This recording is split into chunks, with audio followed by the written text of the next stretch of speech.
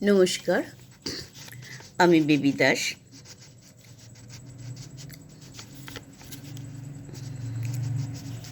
তোমার জীবন সবুজ হবে,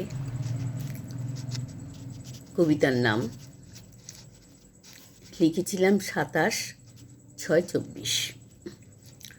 যদি তুমি ফুল ও ফলবিহীন গাছকে উপেক্ষা করো, তবে তুমি মনুষ্য পদবাচ্য নও।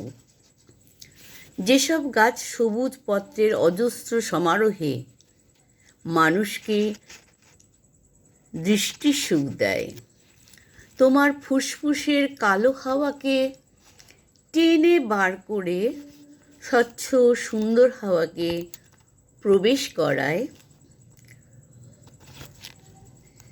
তা কি অবহেলার যোগ্য?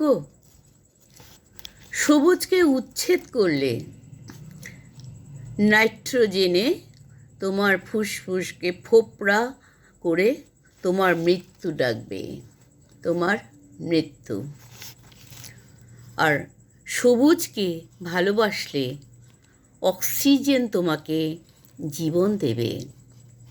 তুমি শুনতে পাবে পাঁজরের ভেতর থেকে ভেসে আসা বেটোফোন, পিয়ানো, বেহালা, সেতার, একতারা ও মাসির সুর। তোমার জীবন তখন ধূসর নয়, সবুজে সবুজে একাকার হয়ে যাবে। নমস্কার।